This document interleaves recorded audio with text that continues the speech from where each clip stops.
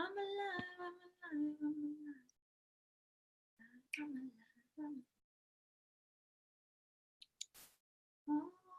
Oh, sweet love with you.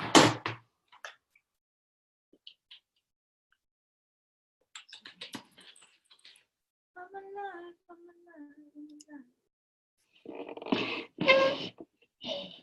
That.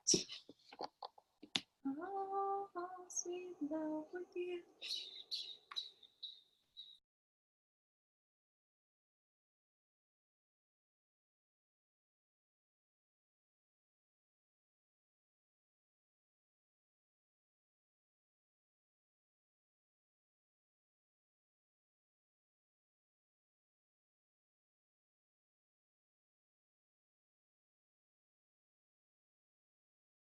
Oh, and good morning. Good morning, good morning. Good Hello, morning. ladies. Welcome to the call. Good morning. Good morning. Ah, there are your faces. I'm so glad I don't have to do Zoom alone. Every time I get on and I'm the only square, I'm like, am I on the right place? Do you guys have that feeling? You're like, whoa. Yes. Especially Okay, when you're reading them. Serena, I have wanted to say something for months about your glasses. I totally love them. Thank you. They just like are perfect for your face. They are. I wish they were for me, but I know they're not for me, but they're awesome on you. Absolutely. Thank you so much. Yeah. Thank you so much. I'm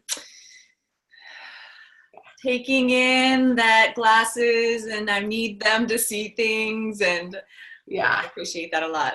Yeah, they're beautiful. On your beautiful face, they're perfect. Thank you, Tammy. My pleasure. They suit who you are. What was that, Becca? They suit who you are. Thank you. I did pick the most unusual ones in the bunch. You have an elfish quality, and they fit that. Oh, that's so good to know. I bet there are some elves that need glasses, you know, because elves live 107, 108 years, and some things just don't last that long. I keep telling myself I'm not getting older. I'm just aging. Like a fine wine. Like a fine wine. Or an oak tree. There you go. Oh, thank you. Thank you. Welcome, Benna. Haven't seen you in a long time. Welcome. Hi, sweetheart. Hello, Emma. Guten Abend. Guten Abend. Yeah. Another short-haired pixie-like lady. Yeah. Here they come. Hello, Ellen. Welcome to the call. Hi, beautiful. Hi. Ah. Good morning, Claire. Here they come. Hi, Nina. Welcome to the call. It looks like the doctor's coming. Look, she's got snow on the roof out there. Welcome, welcome, welcome, ladies.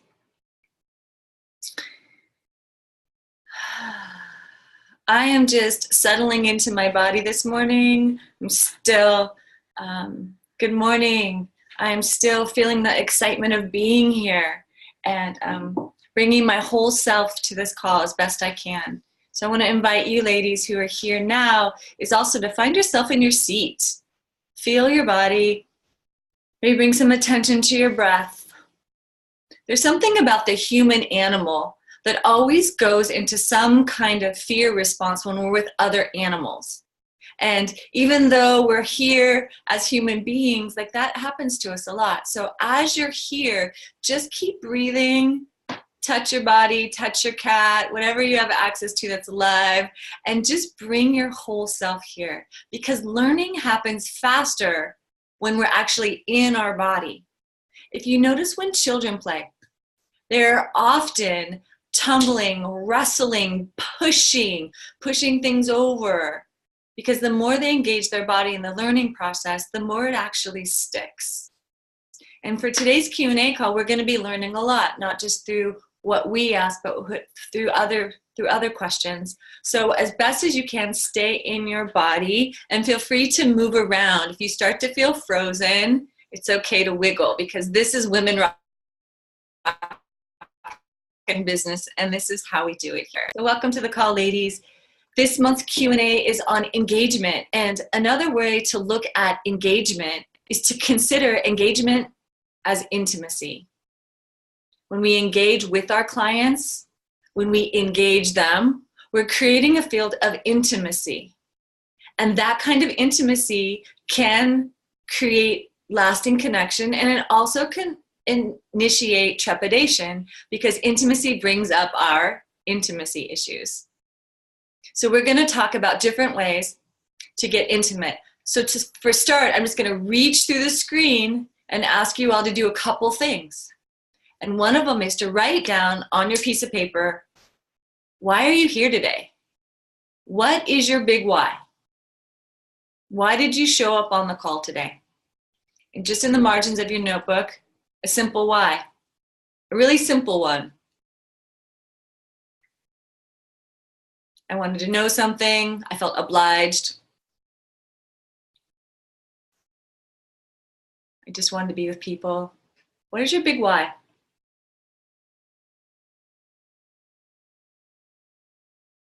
Beautiful. Put a big heart around that. What is your big why? And then right under your big why, it's going to wait a few more minutes. Looks like some women are still writing. No worries. You may have a very big why, a big why. Multifaceted why, no problem. Just look back up at the screen when you're done, no hurry. Let me know that you're done. Great, just waiting for a couple more.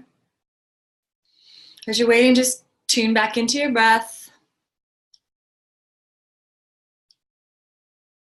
So under your big why of why you're here on the call today, answer this question. What action step do I need to take next to bring my big why into manifestation, into reality? What next step do I need to take to bring my big why into reality?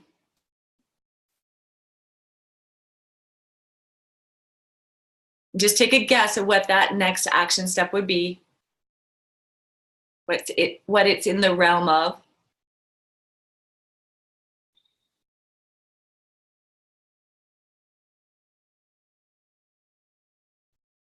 If you don't know, just write a line with a question mark.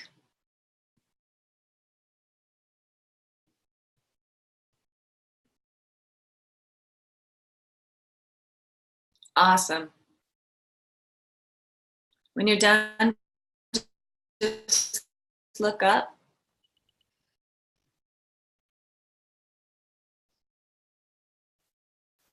Got a couple people still writing, so we're just going to hang out for a sec. Turn back to your breath and your seat in your chair.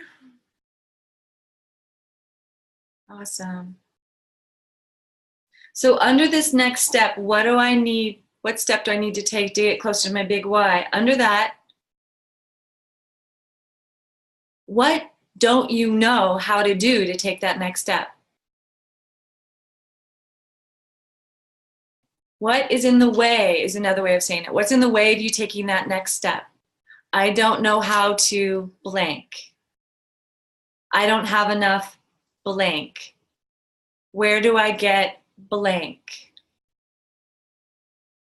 If I only had blank. And then put a big circle around that last item. I don't know. Where do I get? I need. Put a big circle around that. Put some stars by it. Unicorns and rainbows if you like. And that is your question for today. And I'm going to charge you ladies all, since it looks like we have a nice intimate group today, is to get visible and ask that last question so that you can get closer to your big why.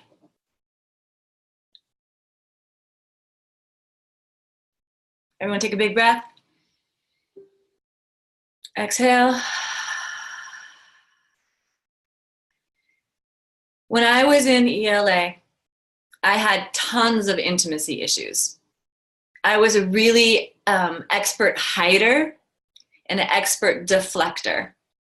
And I did a really good job at creating this kind of mysterious mystique about myself where people couldn't actually get a hold of me. It's a survival technique I learned in my family, and it was still operating. And one of the ways I busted through that, and still bust through that, is by volunteering to be around people who aren't doing that. So I can see and I can, like osmosis, how do they get intimate with people? How do leaders get porous and let their clients in? I have continued to surround myself with people like Sage Levine, Ocean Robbins, Heather Houston, Maria Stark, to see how they do that. How do they let people into their world more intimately so that they can create a flow between them and their clients?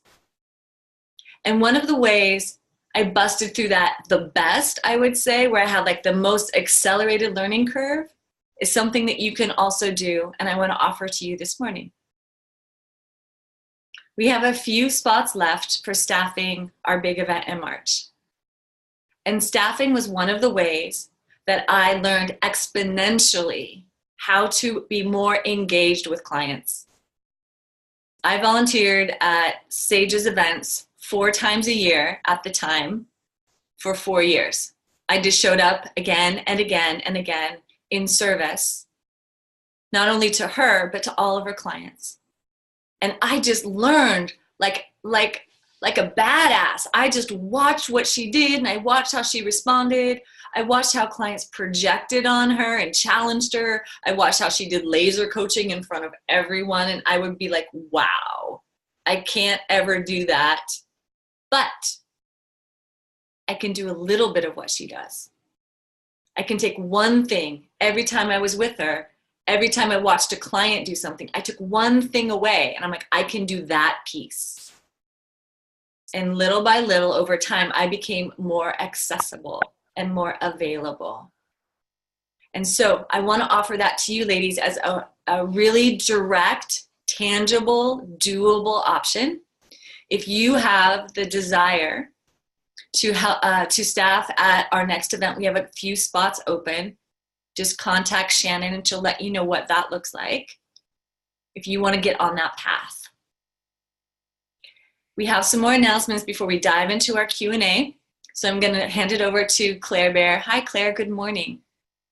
Good morning, Serena. Good morning, ladies. And yes, since we're talking about the event, I want to just make sure that we remind you about March 18th, which is the breakfast, and March 19th, which is the client-only dinner. So if you have questions, you want to email support@sagelevine.com and save your seat. So March 18th, the breakfast is so special because the location, number one, I love. It's at the Paradox Hotel, which is so sexy and gorgeous. And you're going to have the opportunity to have breakfast with coaches, have a self-guided mastermind day, and just let yourself land there before the experience truly kicks off. We want to prepare you for Women WRB. And it'll help you to get the tone set and maximize your learning through the event. So all the details in your events tab in your forum, and plan to travel in the day before. So March 17th, be there. So you can be at the breakfast on the 18th. And just remember, again, the timeline is March 19th, 20th, and 21st is the actual event. So we want you there for the breakfast before time. And remember, it's also different than the VIP networking meal pass upgrade. And we only have a few VIP meal passes available for clients only. It's a discounted rate. So if you missed it, you can always click the link again to upgrade, and all those are in your events tab in the membership forum. That's all I got for now. Thank you. Are you sitting on a ball? Yes. I love it. Talk about me age. Like, woo. I love it. I love it. Thank you. You're welcome. Thank you. Ladies, how many of you are considering coming a day early to the breakfast and the mastermind? Beautiful. Beautiful. Wonderful. I look forward to seeing you. How you do anything is how you do everything. How you do anything is how you do everything. Who you are, you bring to your entire business plan. How you learn, how you engage, how you handle conflict is how you do anything. And why I bring that up today in particular is because one of the questions I get asked a lot in my private sessions is, what do I do in my free talks? How do I get people engaged? What's the right exercise to do? And what I want to share is a paradox, as always, is like there's no right exercise, but there's a right exercise for you. And what's most important when you get those women in a group, whether it's a signature talk, whether it's your one-on-one client, right? You're a group of 2, or you have a group program, getting them engaged right away is a really hot way to welcome them, invite them to share, and to create intimacy in your group. Intimacy creates trust. Intimacy creates relationship. And honestly, intimacy also brings stuff up for people. And as a coach, a mentor, and a guide, what we talk about a lot is that it's our job to wake people up. We don't want a room full of people in resistance, just nodding their head, being like, yes, everything's great, everything's great, everything's great, everything's great. It might feel good in the moment, but those people will not stay with us, and they will not invest in themselves again if they're saying yes, but underneath they're like, this stuff is weird. So engaging them in exercises actually gets them to move and to speak and to share in the room. That's huge. So I'm curious, how many of you, I got smudge on my glasses, how many of you have actually taken time to look at, in the forum? You can't answer the question because I haven't shown it to you yet. This template, it's called Creating Transformational Exercises. It begins with repeating questions, and this one is in your forum for this month. How many of you have actually had a chance to look at that? Okay. Awesome. About a third of you. I like this. Naina, she's like, I looked at it a little bit. Great. I want you to know it's there because it's a really important template to engage with and to consider when you're working with your clients. So notice today, we've spent the first 15 minutes of this call engaging you. I asked you to get into your bodies. I asked you to write some questions down. I asked you to look into the camera when you were done. And then I invited you into engage even more by staffing.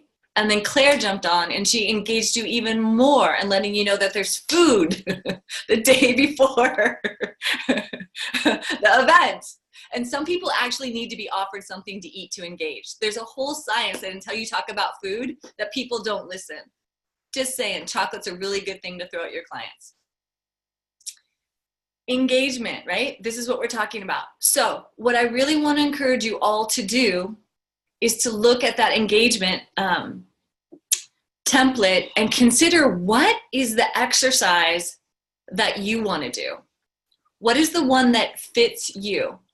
So I want to share my favorite exercise that I use again and again and again. And it's called sentence stems, number 2. This can be done with partners and in groups. And one of the reasons I love this so much is because it breaks the vulnerability barrier, oftentimes down into little bite-sized chunks. So I usually do the sentence stems in pairs. I have a new group, nobody knows each other, or it's a returning group, but we haven't seen each other in a while, and I want to create some connection. Everyone will get in pairs, and they'll answer some sentence stems that I make up before I get in the room. And I often make up these sentence stems according to the teaching that I'm going to do that day. So if you were a relationship coach, for example, and you were going to be teaching about relationship, a great question is, my biggest relationship challenge is. If you were doing an empowerment workshop, what makes me feel small is. If you're a purpose coach or a business coach or even a relationship coach, what I'm most committed to is. These sentence stems are endless. But here's the key, and write this down. It's important to have these sentence stems written down before you get into the room.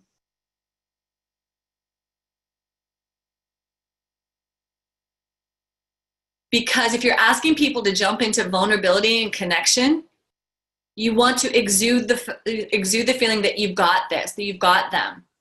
And the question, the sentence stem, super simple. You notice they were just one or two things. The sentence stems are, what is your biggest challenge and who is it with? And also tell us what you want out of your life, right? It's one simple thing. And the second most important thing I want you to write down about sentence stems is that the sentence stem relates to your topic. It needs to relate simply. No brainers, but just remember those two pieces. What I love to do oftentimes too is I return to the same sentence stem 3 weeks, 4 weeks later, if I have a group, or even if I have a one-on-one client.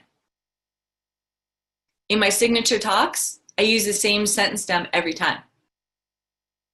Because your signature talks, in many ways, are your research project.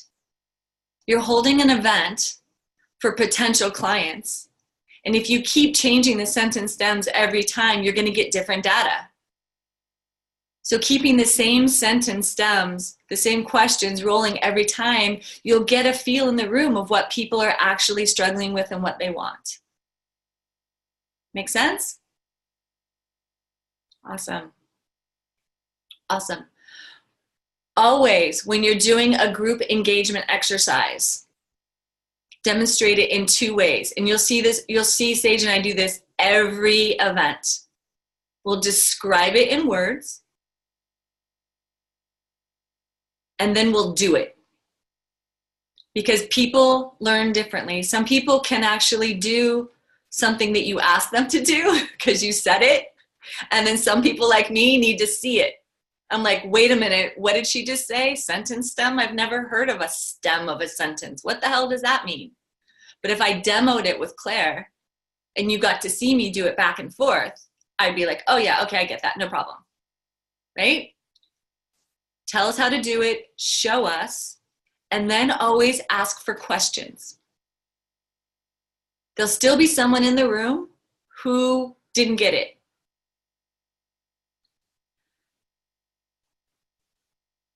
Here's something masterful. You ask if anybody has a question. Someone asks a question. Great. It might be in the room. Other people have that question, but no one was brave enough to ask it. So you ask that question, and then guess what? Someone else who really doesn't like this exercise. You could tell they're raising their hand. They're like, my mom, and they start to go into story. You get to kindly tell them, what a great question. I think that's going to get answered in the exercise. Why don't you go ahead and do the exercise? And if you still have a question afterwards, we'll debrief it. Masterful skill, masterful leadership. One of the reasons we as leaders don't do these kinds of exercises and we get afraid is we're afraid of that one person. Like, I don't know, I don't think this is going to work for me. No problem. No problem. When that person does arise with that kind of anxiety, just calmly let them know that exercise is going to answer their question. And if not, debrief it afterwards. That is going to create a lot of intimacy in the room, ladies. Lastly, when you do an engaging exercise like sentence stems, after everybody has been in pairs and they've done the exercise, it's always really helpful to complete by bringing everyone back to a group and asking again. Does anybody want to share what they got out of that exercise? and open up the floor for any burning shares. Because something may have got kicked up in that exercise that someone needs to share or is confused about, or even they're having like this amazing, like, oh my God, I just got this whole thing about like me in relationship, and you want that out in the group. So allot time for that. We don't recommend that group share goes beyond 4 minutes maybe. Because when it starts to go beyond that, it starts to morph into something else. And you as a leader are moving your group through a series of exercises or information, taking them somewhere. So don't let it get too far out. And one of the ways you don't let it get too far out is you ask very specific questions. Anyone in the room have a burning share? Something they got from this exercise. Be very clear. And of course, if someone raises their hand and starts saying, you know, that exercise showed me this thing about my boyfriend when I was 14, and then how that related to me in college, you very kindly interrupt them. And let them know you love what they're having to share, but can they stick to what they got in the room? One of the hardest parts, ladies, about engaging exercises in any way that you facilitate that is that you're opening up a space for intimacy and engagement and mystery. You don't really know what your clients are going to say or feel, right? That something is surprising is going to come from that. No problem. Expect that it will, and kindly keep directing them to where you want them to go. Interrupting is a beautiful skill that most women weren't taught, or taught wasn't ladylike, or some other version of that. And I'm just calling bullshit on that. Interrupting with love and redirecting your clients is actually what helps the room feel safe and has your participants see you as a leader. If someone keeps raising their hand, they keep having an issue, they keep struggling in some way, you can always use the line, I would love to talk to you about this deeper after we close the group tonight. Would you be willing to hold on to that? And you can do that in front of the group. I think there's a bird building a nest outside my window. You can always out that in front of the group. And that also shows that you care, right? That if someone's having an issue and they keep wanting your special attention, but they need to wait till after the group. Awesome. Any questions about client engagement and what I've laid out so far about this example of sentence stems?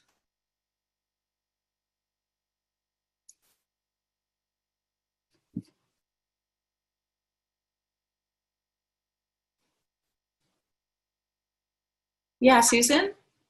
Yeah, just a quick comment. I really appreciated this piece, this whole piece.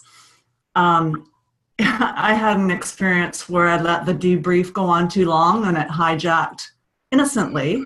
Mm-hmm. It did morph into something else. So I really appreciated that tip. Thank you. Thank you. What will you share with us what exercise you choose and you like to share when you're engaging your clients? I can't remember what exercise I was doing at the time. I think it actually was sentence stems. Uh-huh. My talk was on sleep and 3 secrets to better sleep and more energy. The talk I'm thinking of was back in September, so it's fuzzy, but I just remember, and it was my first time delivering that particular content. Yeah. So I just delivered that talk a couple of weeks ago and really tweaked it, and I didn't have that problem. Beautiful. But I just appreciated how you said to keep that debrief to 4 minutes, because otherwise it just spirals into another conversation, right? Yeah, which was great conversation, but then I ran out of time. What happened in that talk Yeah. I ran out of time and I didn't get time to do a proper offer. Yeah. Mm-hmm. Exactly. Exactly. Oh, that's such good learning, Susan. And congratulations for doing it again, right? To doing the same sentence stem again and then learning from that and tweaking it so that you could stay in control of the room. Thank you. Big kiss for you. Thank you. Yes, Nancy. You're going to need to unmute yourself, love.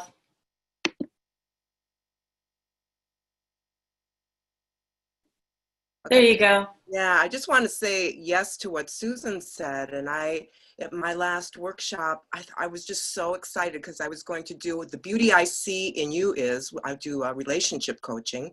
Yeah. And I had red roses that they would give each other. I was so excited about this, and you saw the engagement, but I was missing a piece that you said about, okay, what is the takeaway? I didn't gather. I could see this happening. The room was just right.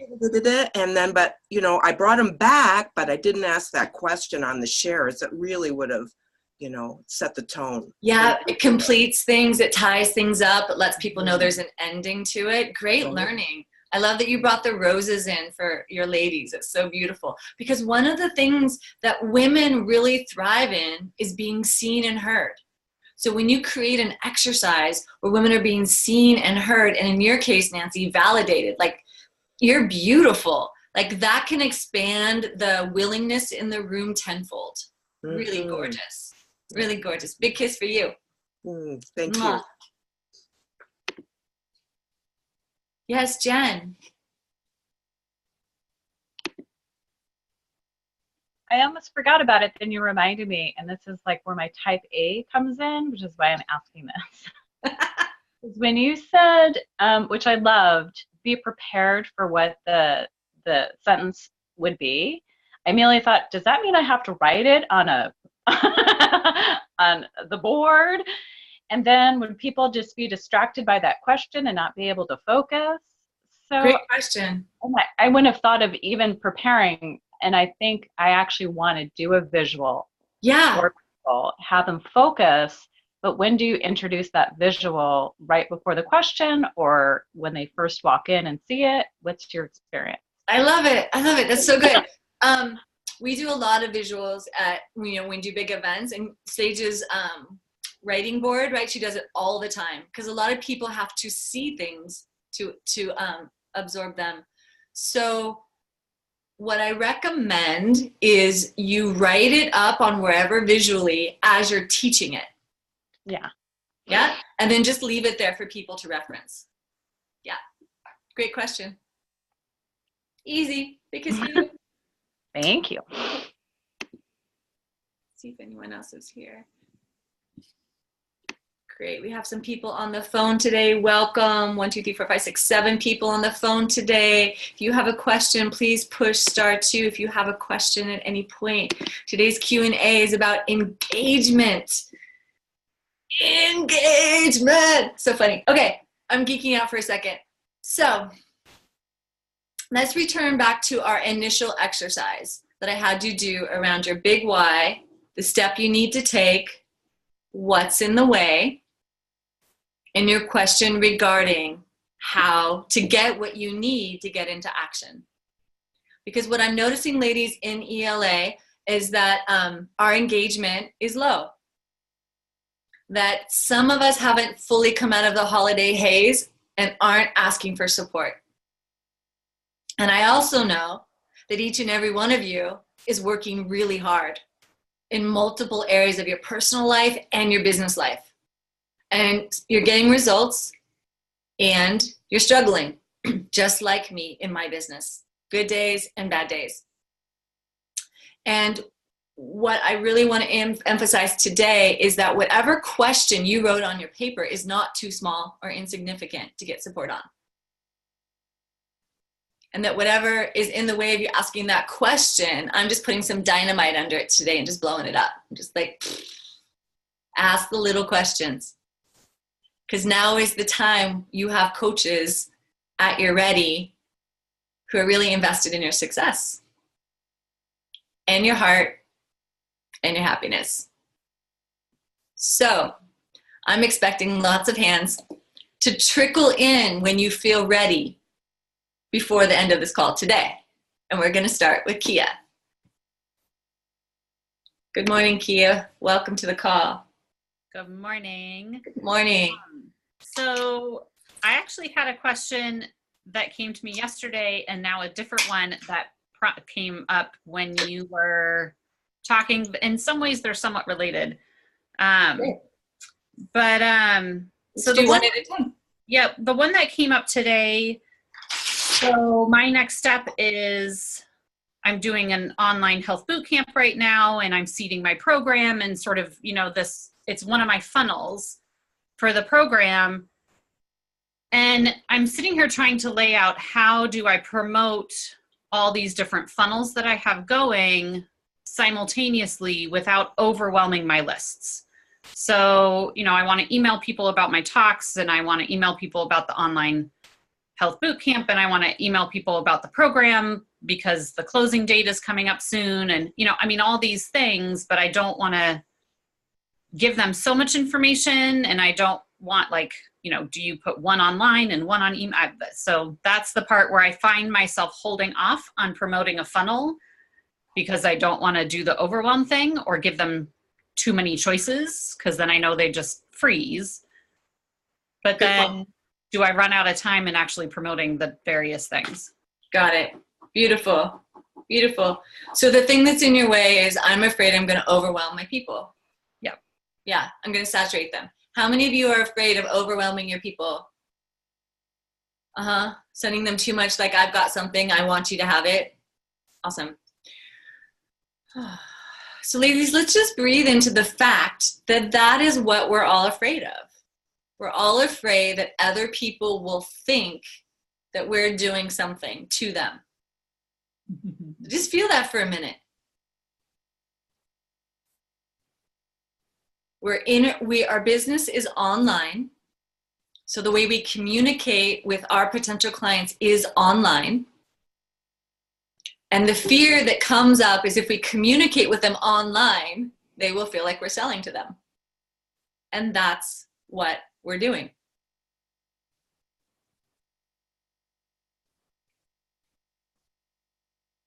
So I hear your fear, Kia. We're all in there with you. We have some version of that. And here's the question. How do you want to do it with style? Because how you do something is how you do everything. And you get to decide, based on who you are, how you want to connect with them. And one of the ways to look at that is not only your end goal, what is it that you want? What's your big why? But you get to decide how you get there. Because like Kia said, there's multiple ways, right? In this program, we've given you multiple ways to communicate via the internet with your clients. Which ones am I going to choose? There's no right or wrong answer. You get to choose the funnel that feels most authentic to you, and then don't let your fear stop you. So Kia, your big why is that you're trying to fill your group program, right? Yep. So everything is pointed towards the group program. Your talks, your online boot camp, that's a funnel, is it? Yep. And that's Facebook, right? Yep. And then you have your email list. Mm-hmm. Awesome. So what I want to say is all three of those funnels are valid, Kia. And what might be true is the people who come to your talks aren't Facebook people. The people that come to your talks are people who like to be engaged personally.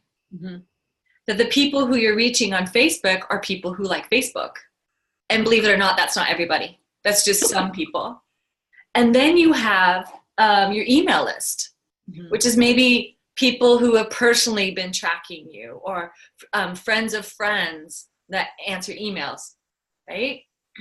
But just because they answer the emails may not mean that they show up at your signature talk. So what I want to suggest is those three funnels are all really valid in communicating with your people, Kia. And to keep going after and attending to those three funnels, because they may be different people.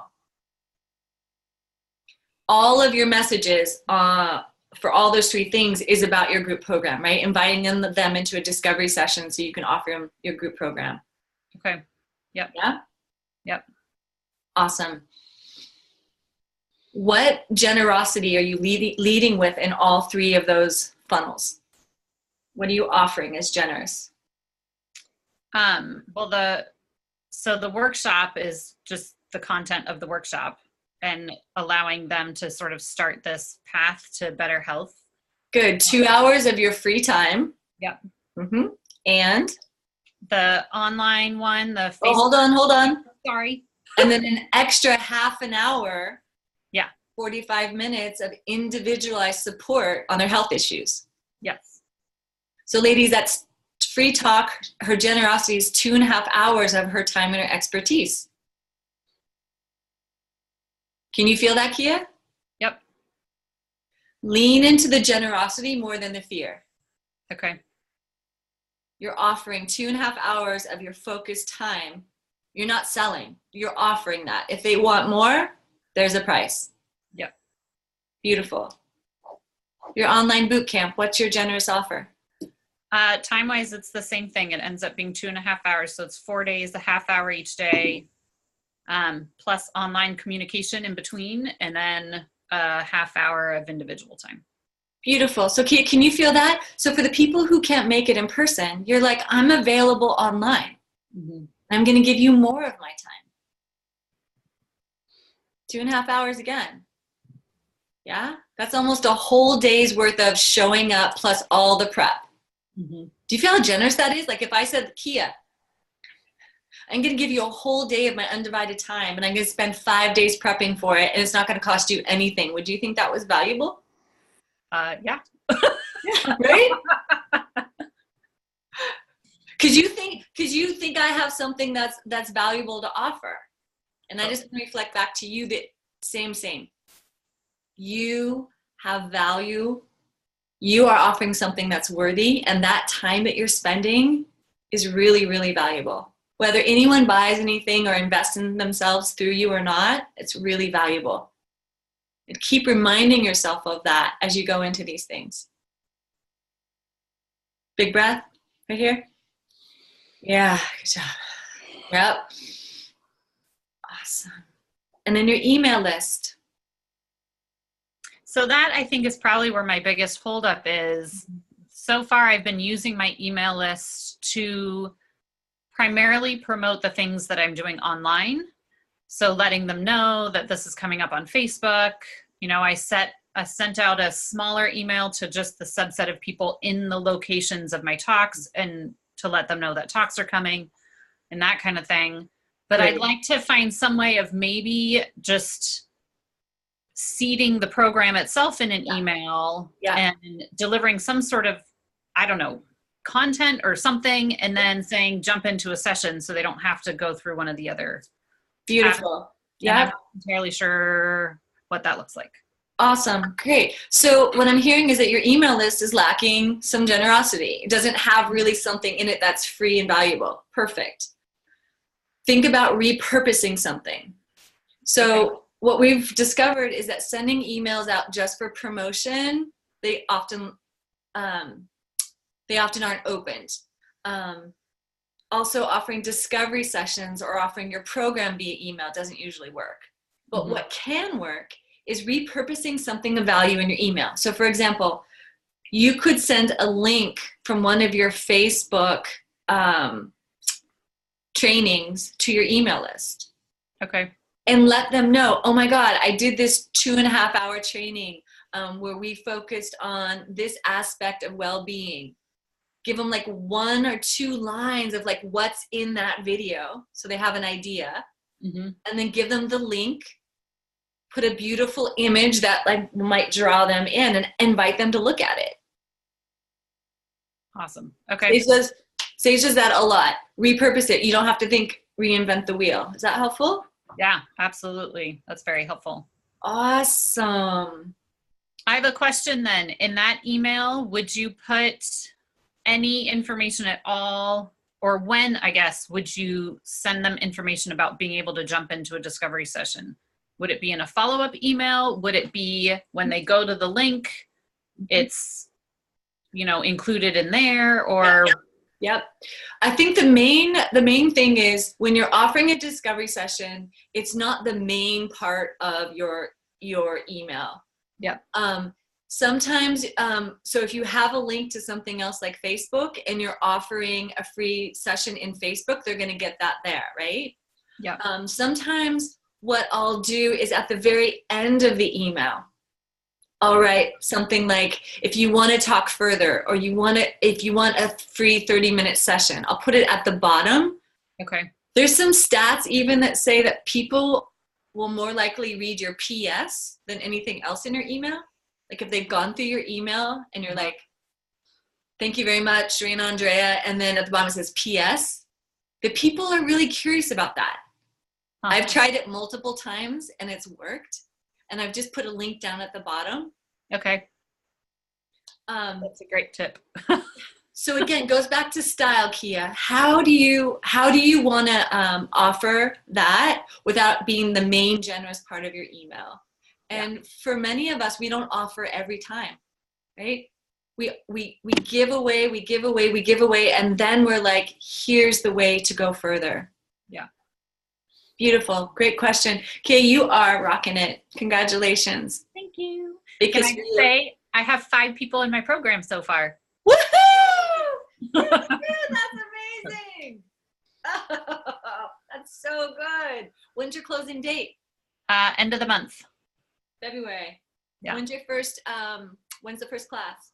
They get their kind of the early bird. So the people who've already signed up, we're meeting next week, end of the week. Nice. Gorgeous. Yeah. And so when does your program officially start? Beginning of March. So I just want to say that you can put another 1 or 2 people in your program even 2 weeks after your program starts. Okay. So keep that out there as far as your marketing goes. Keep doing the dates. But sometimes what happens, ladies, when you're doing a group program, once it's gotten started and you have 5, 6, 7 people in your group, there's a kind of energy that attracts that you might have someone jump in. They're like, oh my God, I just heard that my friend's doing it. Is there any more room? So just keep holding that picture out there. Big kiss for you. Thank you. You're welcome. Woo, woo, 5 people in a group program. Nina, you have your hand up. How can I support you today? Hi there. Hi. So when you were talking about the sentence stems and the exercise where you have, looking at your partner and saying the beauty I see in you is, I did that exercise last year with a large group. I had like 25, 40 people doing it. Wow. And it worked out really well. But I thought it was interesting, some of the feedback I got afterwards was it made some people really uncomfortable looking directly into another person's eyes.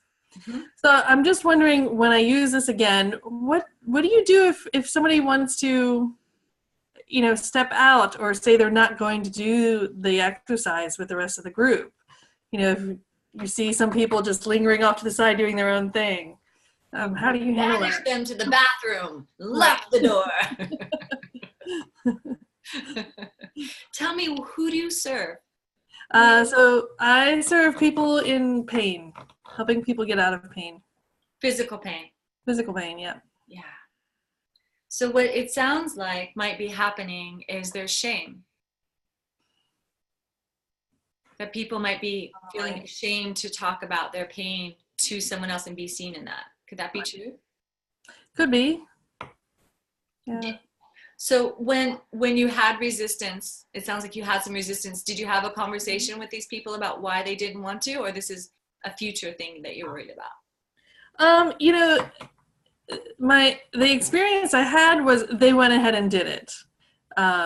So they didn't step out of it. But I could see in the future, perhaps, people will resist more and not want to do it. Got it. So what I would recommend is you keep doing it. People who are in physical pain often isolate. And so the resistance to connect is going to be natural. And if you continue to do this exercise, your confidence will grow because you'll see, right? People don't actually lock themselves in the bathroom. And you'll be able to create a space that like breaks through some of the isolation and creates intimacy. Now, one of the ways to skillfully set that up, Nina, for your safety and everyone's safety in the room is to say it beforehand. Right. We're going to do this exercise. And my experience in the past doing this with groups of people is that some people are really uncomfortable, some people are slightly uncomfortable, and some people really like this exercise. So just validate that's true. Mm-hmm. And then you can also say, and so in this moment, I just want to speak to anyone in the room who's feeling uncomfortable. And then describe the benefit of doing the exercise, right? Based on my experience, what I've seen is that people in pain isolate. Sharing about what hurts to another person is really uncomfortable. However, when we're able to share about our pain with another person, look someone in the eye and say, I haven't gotten out of bed in 3 months, something like that, we make more space for healing, love, connection, the things that we want more of our life that will actually help us reduce pain. Now, I'm just making that all up on the fly, right? Based on what I've seen, and you get to insert what you see. But when you set up that kind of context, you're giving people permission to be uncomfortable. Right. You're future stepping them like this. You might have some of this so they know what to orient. Like, what am I supposed to feel like? How do I know if this exercise is working for me? Mm-hmm. Right? Yeah. And another really key thing with eye gazing, ladies, for anyone who does an exercise where it involves eye gazing, there's only a small percentage of the population that actually likes to eye gaze. The rest of us don't like it. And it's not because we're wrong or bad or complete. It's just not our nature. So it's also something good to set up when you do those intimate exercises and let people know is they don't have to stare people in the eyes the entire time for the exercise to work. Let them know that they can look down, they can close their eyes, they can catch their breath. But at some point, invite them to peek up at their partner. Give them permission to do it their way, and that will help a lot. Mm-hmm. All right, that sounds good. Awesome. When's your next talk, Nina? You know, I actually met with a new location this morning and set up 3 talks. Wow. Yeah. Great. Well, recommend, doing the Friday, Saturday, Sunday deal for the first weekend of April. Nice. What's your talk title? Freedom from Pain. 3 powerful tools to get out of pain. Nice. Who's this workshop for? Men and women who are in chronic pain. Yeah. Physical pain. Yeah.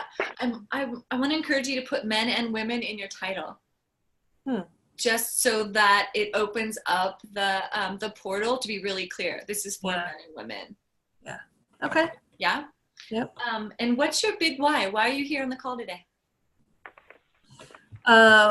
Well, my big why, so my goal is to get at least 5 clients, paid clients into the program so that I can meet my monthly income goal. Yes. Between my existing clients, I just need 5 paid clients in the program to meet my monthly goal.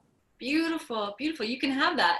I want to encourage you to set up a couple more funnels in addition to your signature talks, right? That's beautiful in a really great way. Are there 2 other funnels that you know of that you can add to this? Well, my email list and Facebook. Good. Are you active in those 2 funnels? I'm going to say yes to Facebook. My email I have not been so consistent on. I did send out 2 emails in January, so I need to do more. Nice. Nice. Would you consider using the same strategy that Kia was just using, where she's repurposing her stuff on Facebook onto her email list? Mm-hmm. Yes. But that's easy sneezy. Right. Yes. Awesome. Awesome. I know I got you on the fire a little bit because I don't get to talk to you that often. So I'm like, I got her in my hands. It's okay. You're doing great. I really want you to have those 5 paying clients. And every time I speak to you, I have a sense that you're a wealth of knowledge in your particular area. There's no reason you can't have this. What do you do on Facebook that is generous? Well, what do I do on Facebook that is generous? That's a good question. I share yoga poses. What else do I share? I do share like links to other known sources of information, to help get out of pain. Awesome. Statistics and things like that. Awesome. Yeah. Do you have pain? Have you struggled with physical pain, body pain? Yep. Awesome. Yeah, TMJ pain. One thing to consider is to share some personal story of yours, and let people know a little bit more about you and how you struggled and what you figured out for yourself. Right. Right. The little more intimacy, more engagement. Right. The other thing I would want to recommend is consider other women in this group who are also healthcare practitioners, and doing a little spontaneous Q&A where you guys talk to each other. And you could even write a couple questions out for the other woman to ask you directly so that you can share some more of your expertise. And then you can use those video conversations in your email where people get to see how not only knowledgeable you are, but how personable you are. Right. Yeah? Okay, I like that. Yeah. All right, let us know how it goes. All right, thank you. Big kiss for you.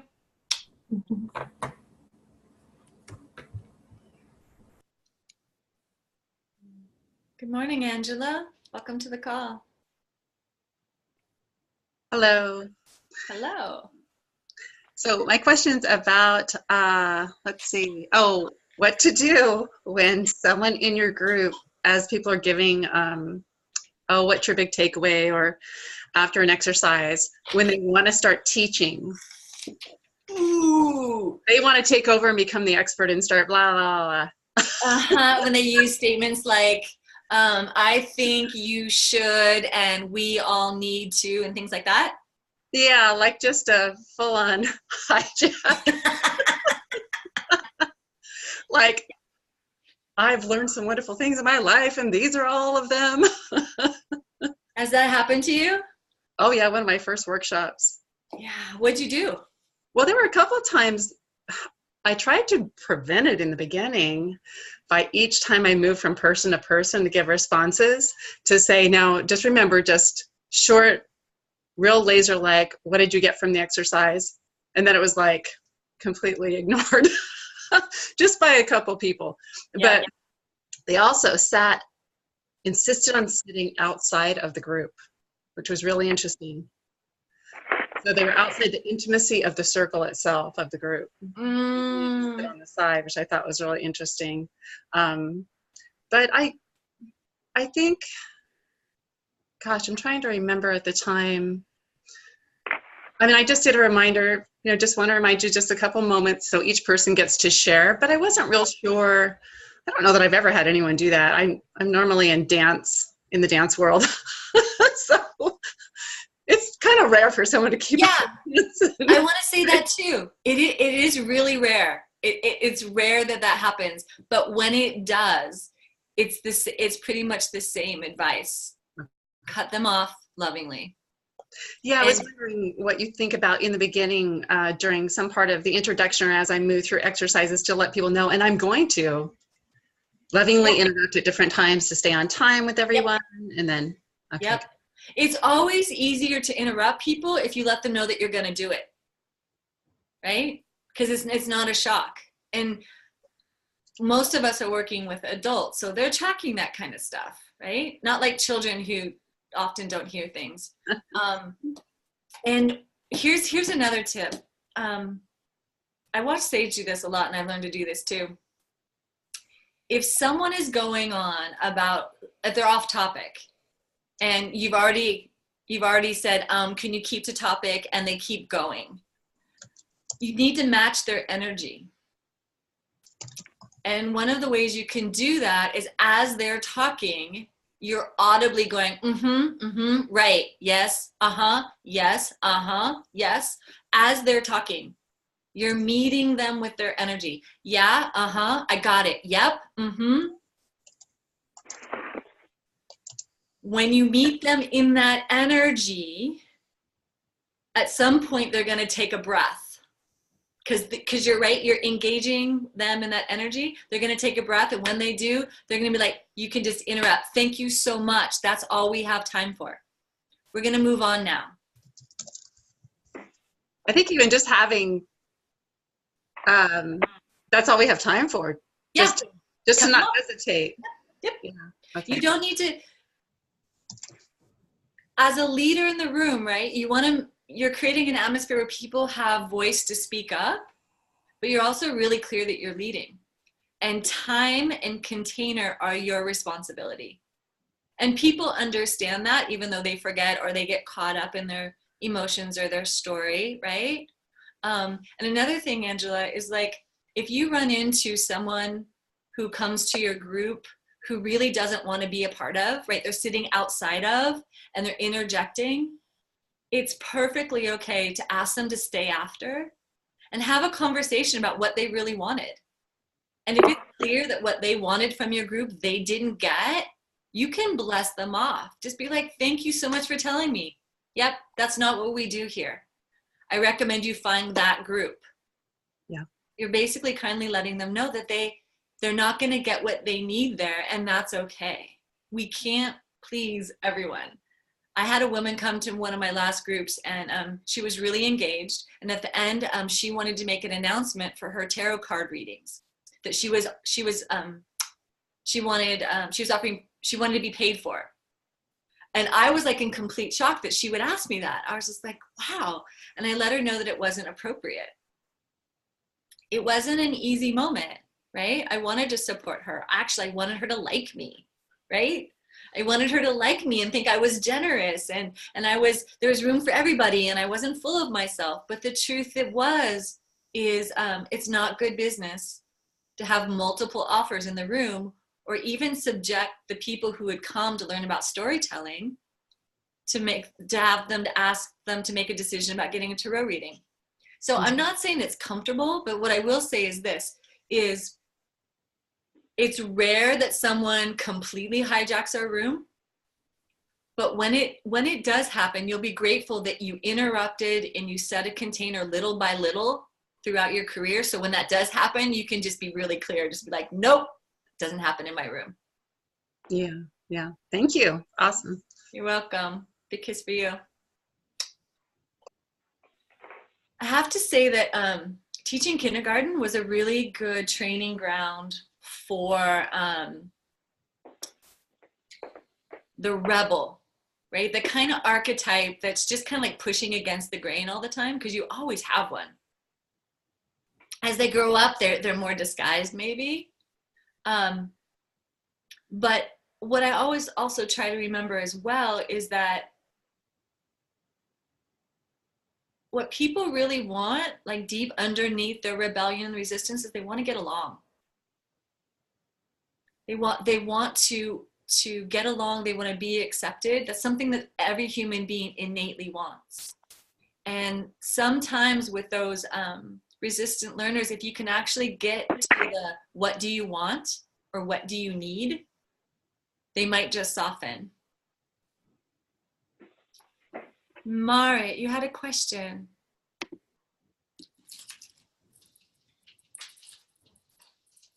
I can't hear you, love. Can you hear me now? Mm-hmm. Okay, great. Thank you very much. I have two little questions, and before I want to thank you from the bottom of my heart. I'm running my program. My gold goal was 7 participants. I have 8 in them, and it's running well. They're making beautiful progress, and I'm so grateful for it. Let's give it up for Marit. Marit is on these calls at night. Woo, woo! Congratulations, you got one more than your goal. That's like goal plus. Yes, and the progress they make is beautiful, and I'm so grateful for supporting them. And I feel so prepared by everything you do on the program. So thank you very much.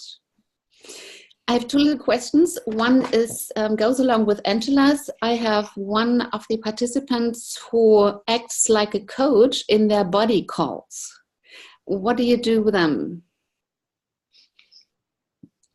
First of all, I'm sorry, that's adorable. Who are you hearing that this is happening from? Their buddy? Yes. And she gives them assignments which are similar like the ones I want to put in, and some are not. So how can I deal with them in a loving way? Have a loving conversation with her. Okay. What I find is if someone is doing things that sort of are against the group agreements, to out them in front of the group can cause some shame, right? Because they may feel like they're being made wrong in the group. So if you can address it on the side in a loving way. Now, one of the things you might run into, Mara, is you might run into a triangle where if you go to speak to this woman, you're going to have to say that this other woman was complaining about her or sharing. And that might create a triangle effect where this woman might feel threatened. She's like, oh, someone's talking about me. So it is delicate, right, in these moments. So one of the ways that I would recommend you talk to this woman who's coaching is to really validate her really strongly. I love you're in my group program. You have so much to offer. Clearly, you're a great coach. And clearly, you're offering really good things, right? Just really, really validate her because all of that's really true. And then let her know that the buddy calls are not for that. And ask her if she would be willing to save that for something else. That's perfect. Thank you. You're welcome. Second little question is, how can you tell gremlins from true taboos? Little background, just one sentence. I have one of the participants who is almost 70, and she has acted as a healer all her life. So she was very much ahead of her time, and of course there was some pain along with that. So how can I tell a gremlin from her true taboos? And when you mean taboo, what do you mean by taboo? Maybe parts in her heart that got hurt and that I'm not supposed to heal with her. Or you mean like trauma? Yeah. Got it. So is trauma healing something that you have experience in? Kind of, yes. Okay. I do. You do, or you kind of do? I had experiences of being put in the place to help people heal it, but I do not have a long education in it with a certificate. I really appreciate your honesty. That's super helpful and helping me help you. What is the promise of your program? That they find their true inner greatness and that they are able to live it in this world.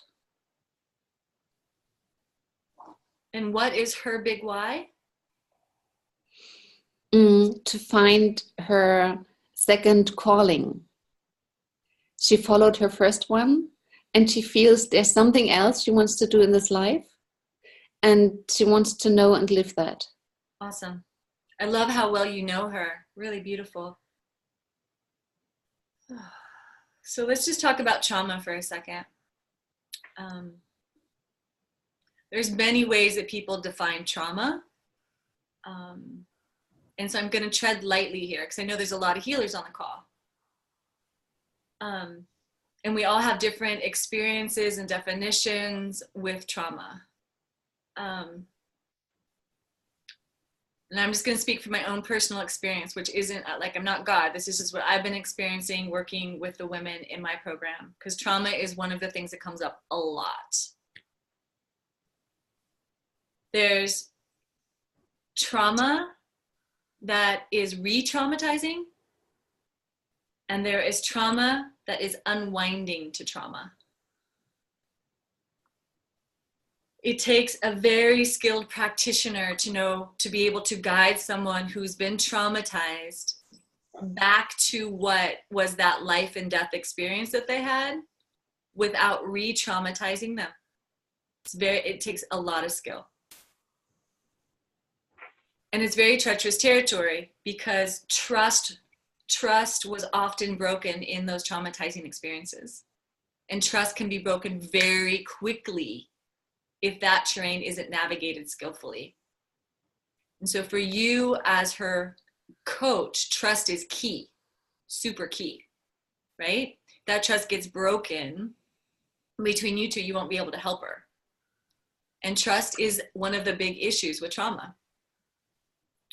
So what I recommend is you get really clear with her what is in her way. And if it is trauma material, and you are skilled up, meaning you have helped numerous people through trauma skillfully, that's your area genius, go for it. But if it's something you have a sense of that you walked yourself through or a couple people through, I would recommend suggesting that person gets extra support. Extra support, so that you can be there for her, but someone else needs to be with her deeper. Someone who has lots of experience with trauma and psychology. It could be somatic psychology, it could be talk therapy, it could be numerous things, but trauma needs extra support. Does that make sense? Mm-hmm. And the way I would tell the difference between trauma and gremlins, right? Gremlins we throw a lot around in our industry, right? What the hell is a gremlin? It's actually a movie. It's a movie called The Gremlins. It was the 80s, and it was these little furry things. That's actually what a gremlin is.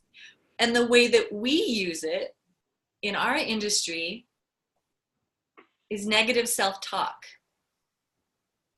Or it might be our fears. Or it might be self-doubt. That's not trauma. Now, oftentimes we have that negative self-doubt. We have those gremlin voices. We have fear because of trauma. That's the root of it. But for most of us in our work, it's not our job to hold someone to the root of their trauma unless that's our job.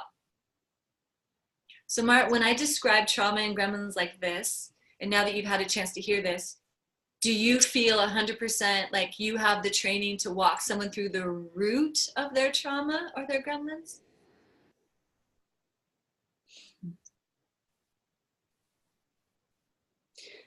I think I have a talent for it, but I would like to deepen my education in it. Beautiful. Beautiful. So I want to empower you to trust that if it smells like trauma, right, because you have an affinity for it, that you name it, that's what you sense is coming up for that person, and ask them to get extra support. And hold the space that they're getting support on it. You might even give them some homework. Like, what I would recommend is you get this kind of support in addition to what we're doing, so that we can get you through this patch, however you do it. And then just stay in communication with them about that. Okay? Awesome. Thank you, Marianne. You're welcome. Big kiss for you. I want to go on Netflix and watch Gremlins again, because I just feel like there's like so many more stories I could tell if I got to see it again. I remember seeing it when I was little, but is there anyone on the phone who has a question? Looks like there's a couple people on the phone line. Please press star 2 if you have a question. Also, if you are not on the screen because you don't want to be seen today, no problem. You can still ask a question. Nancy O. I love your voice, Nancy. Okay, let me unmute myself. I got you. Unmute. Okay. I have a question on the offer in our signature talk. This last one, I thought, I'm going to try to introduce people to my work.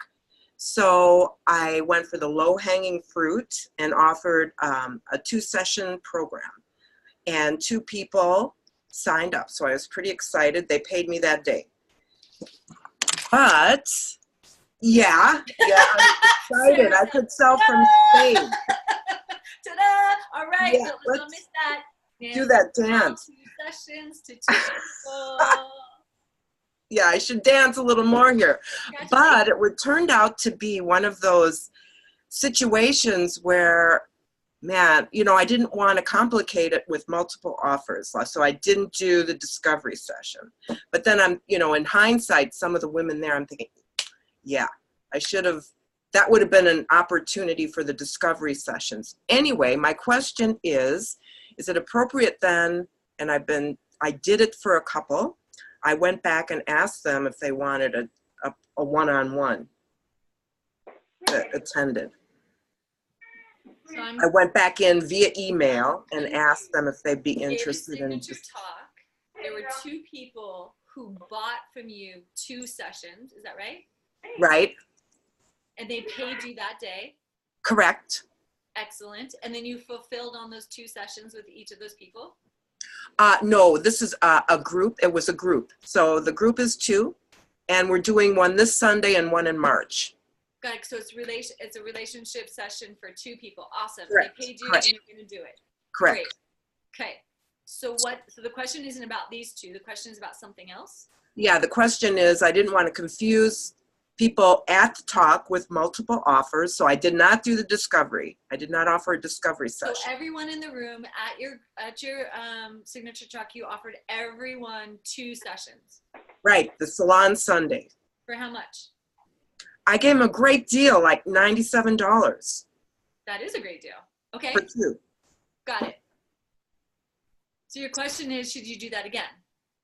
Yeah, my question is, should I go back and ask the people that were there if they would like a one-on-one free soulmate breakthrough discovery session? It seems asked backwards to me. I love that expression. So Nancy, what's true is that people are more likely to say yes to us after we've given them 2 hours of our devoted time. They're more likely to say yes to us in that moment because we're with them. The farther they move away from being there with us, the less likely they're wanting to say yes. Mm. So what I would recommend, instead of emailing them and offering them something else, is I would recommend you do another event, another free event, and invite them back. So if they got something out of your talk, do another one, and then bring them back in. And then once they're in the room with you, and they're getting free content and you're connecting with them again, then I would offer them the free discovery session. Okay. Yeah. That makes sense. That's great. Awesome. Thank you. Awesome. And it's okay to be a little ass backwards or sideways as we're learning, right? We like to think that learning is just like a rocket ship flying to the moon, but it's not. Most of us are kites. We're like, woo, I got this. I don't got this. You're doing great. And what I said to you yesterday is still true, Nancy. There are so many people out there looking for love, right? That is a big ache in the market. Everyone's suffering from some kind of loneliness and desire for connection. And that's where you meet them. So when you send out those emails to your people, right? And you're like, come listen to me talk, speak to that. Speak to loneliness and isolation, and speak to the beauty that life can be had when you share it with someone else, and draw them back in and be you. Thank you. And that was an awesome coaching session yesterday. You're welcome. You're awesome, Nancy. Your clients are waiting for you. Thank you. I hear them knocking. Awesome. We have time for just a few more questions. Hi, Sarah Coolidge. Welcome. So what else did you write down about your big why, ladies? The beginning of the call, your big why. What's the thing you know you need to do next to get closer to your big why? And what's the thing, if you just had this, I don't know, answer to this question or the ability to get through things, what do you need to get closer to getting into action? Hi, Lisa.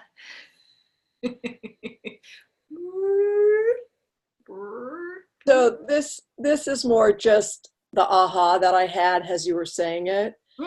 So the reason I'm on the call today, like always, is I want to expand my understanding and my learning, and I want to be supported by you and Claire and all of the goddess sisters on this call, because whenever I listen, I get these, wow, I'm there too.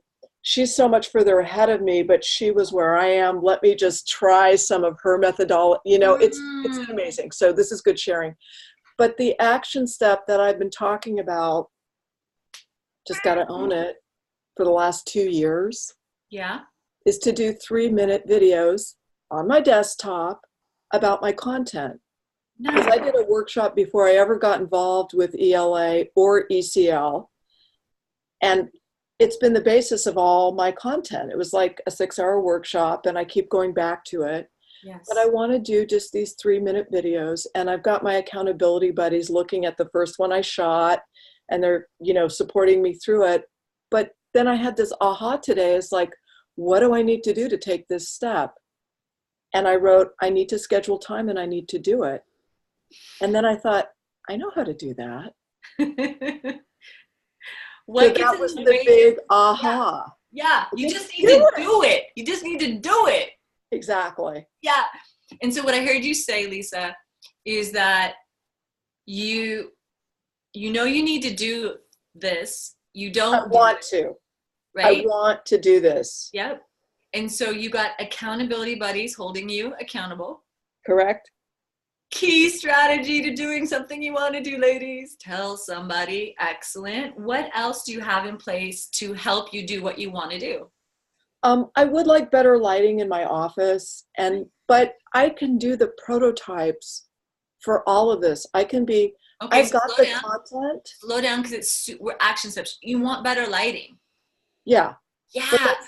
That's not going to stop me from actually, as soon as I'm off the call today, actually I'm going to jump on Sage's Facebook group call to kind of let it embed and take notes the next 3 days.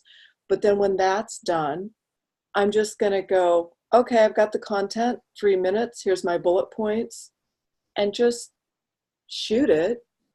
It doesn't have to go anywhere. It's not the finished product. I want to bring you back to lighting. Yes. Because here's the thing, ladies. Whether we like it or not, it matters how we look. Yes, it does. It does. Yeah. And when I make videos where I look crappy, they're not as effective. I'm not encouraged to make more. Yeah. Now, I have some things to share with you that are really easy that you can do. And one of them is called eyeglasses. And eyeglasses is an app that you can put on your computer where it allows you to change the lighting. So if you watch my cell, watch this. Wow. Okay, hold on, watch this. So you were all nice and warm. Mm-hmm. My room doesn't look like this. It looks like an office. Hold on, wait, there's another button here. Awesome, I can do that. Here's tinting. Oh, you're looking kind of red. Yep. I just got back from the Bahamas and I'm sunburned. Infrared. Oh my God, I'm feeling kind of like I ate bad fish last night. Oh. Okay, so so I didn't figure this out. It's a I can't remember how much it costs, but it's a one-time deal. You buy it, it's on your computer.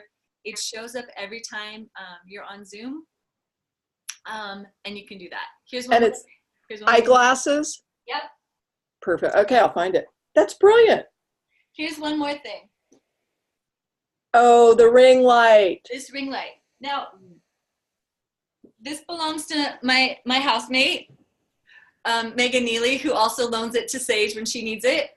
And I have used it it's intense because it's shining light in your face. Mm-hmm. So usually you stand up behind your computer, but I heard it's only $100. Okay. I'm still kind of red, aren't I? I heard it's only $100, which is not a big deal for some people. Maybe it's a big deal for others. I want to acknowledge that piece, but it's not. Now I'm messing with my tint because I'm like, how come I'm so hot? You are hot. Thank you. So that's another idea, right? Mm-hmm. If you're a DIYer, like you do it yourself, you can always go online and be like, how do I make my lamp into a light for my desk? Because there's lots of photography junkies out there that have changed their lights around. So what I want to say about, Lisa, about the lighting piece and about the video piece, and for anyone else, is there are some key things that you will need in place to help you want to do that.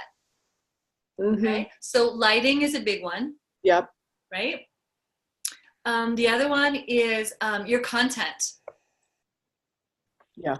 Now we have a video script in your forum that we recommend for an easy 2 or 3 minute video that we challenge you guys to do when you did your transformation video. Right. Right? And I want to suggest you all return to that script as an outline, because that's another thing that'll stop you. I don't know what to say. Right? I don't, what should I include? That happens to me too. So what you say, how you look, those things matter. Mm-hmm. And here's the third and crucial piece. Ready? I'm going to write this down. This is I'm typing it all. gold. Doesn't have to be perfect. Yeah, it has to, perfect is not great when it's not done. Especially on Facebook. What people are craving more and more in social media is authenticity. Yeah. They're not liking us looking all shiny in our office with our special earrings on and just being like a little talking head. They want to see, they want us to be real. My last video that I shot in my kitchen one night with my hand like this, talking to the computer, I remember my housemate challenged me to make a video, and I'm like, about what? And then I got it and I shot it, and it was really raw. And I look back on it, I'm like, that's really good. I also looked back on a 7-minute video that I shot with professional lighting on a TEDx-like stage, and that was really good too. So variety is awesome, right? Do something a little bit more raw, do something a little bit more polished. The idea, ladies, is every time you do a 3-minute video, Lisa, your message gets stronger. Yes, practice. Every time you speak your content out, it gets a little bit deeper. Clear. And so shooting those videos, putting them on Facebook, sending them to your email list is, yes, it's about visibility and putting yourself out there, but it's also about becoming a better speaker. Yeah. By getting it out of your mouth. So congratulations for doing what you need to do, what you want to do, and letting me geek out with lighting with you. That was brilliant. Eyeglasses, who knew? Who knew? Yeah. Because so thank you. Awesome. You're welcome. And thanks, Jen Perlman, for your note. You just sent me a note on Facebook about how to. Thanks, Jen Perlman. I love this tribe. Sarah Coolidge. Hi, lady. You made it home safe. Yeah, I did, and almost got stuck. We have a lot of snow and more coming. So that's kind of what I wanted to talk about. I have been talking with people, and I'm also experiencing it myself, maybe not so much today, but we have moments when life happens and it takes us kind of, oh, I thought I was going to have my, splash page up today, but instead I'm blowing snow in the driveway for 6 hours. So I'd like your input on when are we bullshitting ourselves when we say things like that, like, oh, obviously I couldn't get my work done because this other thing happened. And when is it legit? And how do we be nice to ourselves when it takes us longer than we thought it would? Keeping that fire going.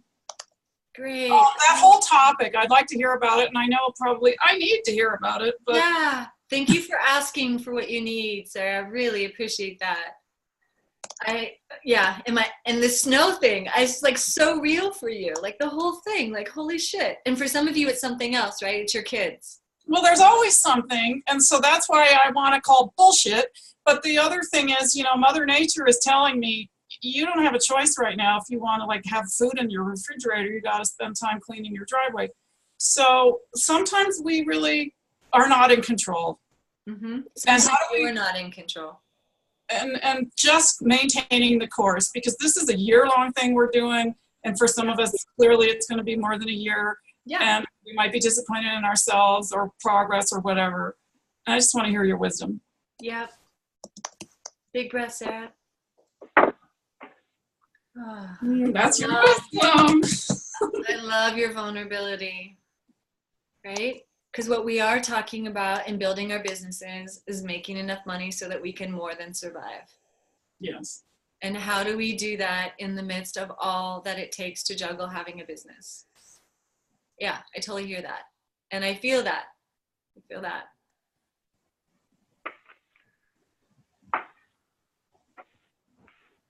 Honestly, putting income producing activities at the top of your list every day is going to make the biggest change. Income producing activities. Now it's true that one of the funnels that we've recommended you do is put a free gift on your splash page. That's real. And what's also true is getting that done is many, many, many baby steps. Right? So it's true, we can put website at the top of our to-do list every day and never get it done. So what's most important about income producing activities is to break them down into baby steps. So this week you are doing 1 or 2 baby steps to get closer to your goal. An income producing activity is when you're speaking to a potential client. That's the fastest way to cash. So your website isn't necessarily the thing that's the fastest way to cash. Make sense? Yes. It's also probably the scariest to pick up the phone and call someone, or book a signature talk, or strike up a conversation with someone at the coffee shop, or, right, is having those potential client conversations, which are basically grow conversations. That's the quickest way to cash. Getting out every week in front of people who are potential clients is the fastest way to cash. All the stuff we do on the internet is in addition to that. So if you are really struggling with time, because life is happening, getting to talk to potential clients is the biggest thing that you can do to get yourself closer. And in those conversations that you have with them about what you do, in the conversations about what they need, all of that research that you're doing with real life people, if you can commit yourself to that on a daily, weekly basis, that's income producing activity. Okay? Mm-hmm. So what I used to do is I used to have a short list and a long list. And my short list was income producing activities. I only answered emails from people who were looking to hire me during that time. I didn't make my chiropractic appointment then. I didn't talk to my friends at that point. It was all about how do I stay on potential client communication. And honestly, that was the edgiest for me. It was the edgiest. I used to check when I first started my business, I used to check my email every day, and there were none of those emails in there. No one was calling me for work. So my next choice was to reach out and get out. I'd much rather have had those emails being like, Serena, we want you to come talk, but nobody was. So I had to do signature talks. That was at the top of my list. Over and over again for the first 3 years of my business. And it's not over. But that was what was at the top. And then the back end, my website, my content, my flyers, all those things, that was secondary. Because that was me in my business by myself, not in conversation with any live people. And for a lot of times, ladies, my list was it was ginormous.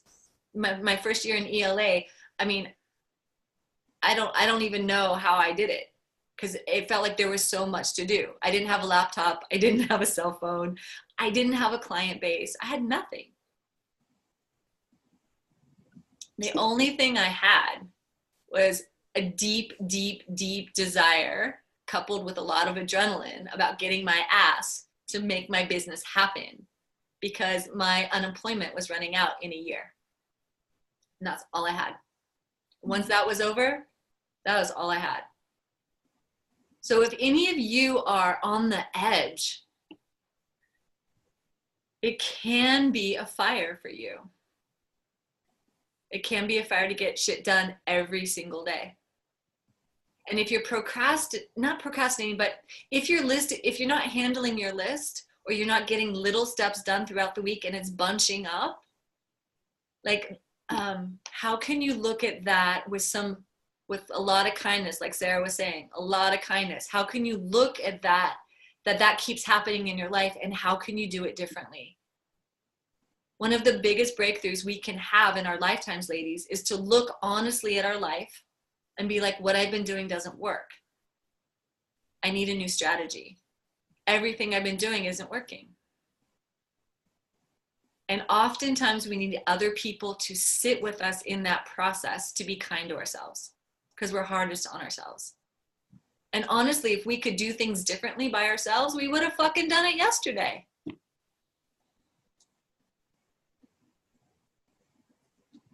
Isolation, shame, fear, all of those states of being keep us trapped in our patterns that aren't working anymore. Reaching out to people who are doing the things that you want to do is the best solution. So Sarah, I love your question, because I believe both strategic action and a ton of kindness are really important. And I'm curious for you, because you have gotten so engaged in the Bring a Friend contest.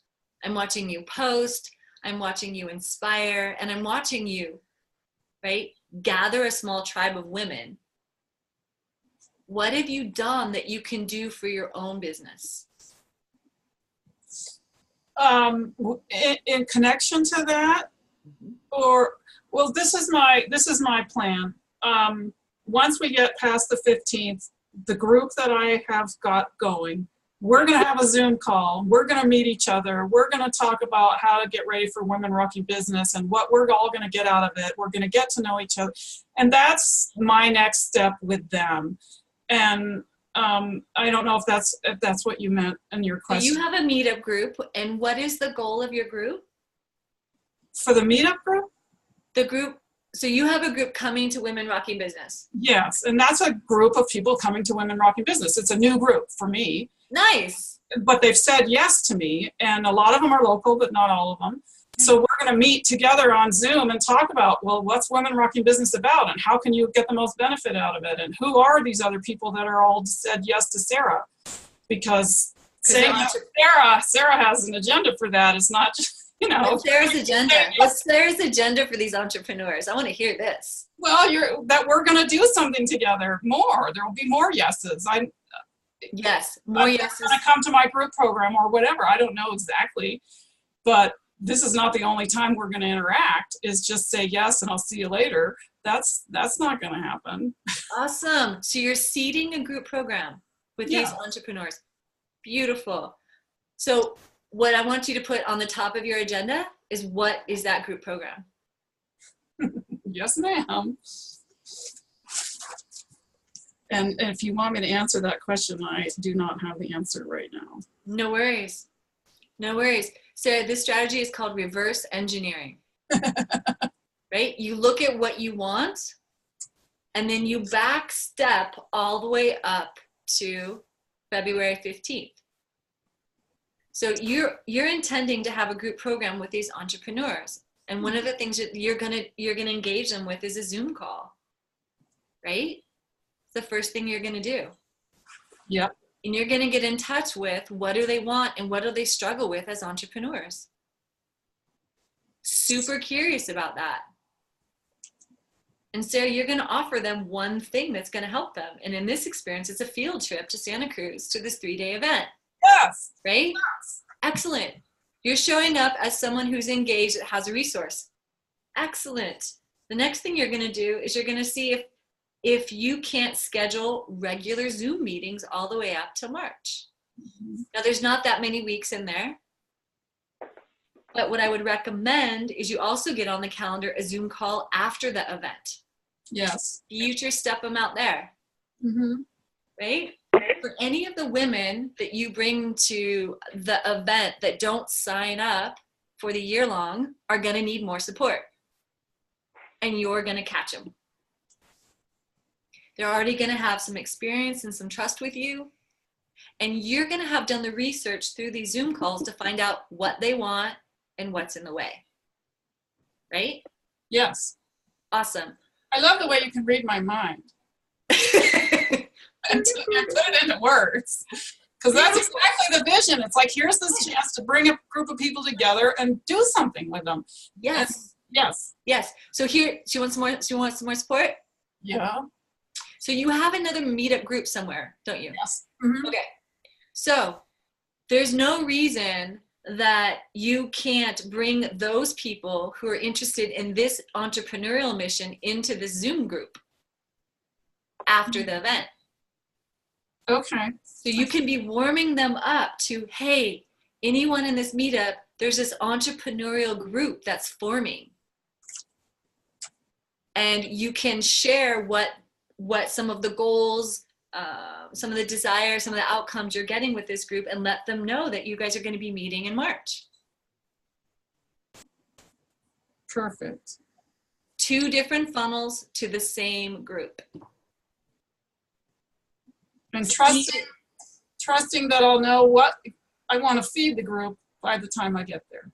You're going to seed them on an entrepreneurial group. Yes, you are. Mm-hmm. And you already know that what you do is you help women what? What does your Lion page say? Get really clear on where they want to be a year from now, and then set up systems and strategies to get them there, basically. Yes, ma'am. So notice, ladies, often the thing that we offer people is the thing we need to learn, or we are learning. Mm-hmm. So Sarah's learning in this all through this year and right now is like setting up systems and strategies to get from here to there. She can teach that to her clients. There's no shame in that. That's what we often do. We teach what we need to learn. So Sarah, how are you getting people, what's the strategy that you're using to get people to bring a friend?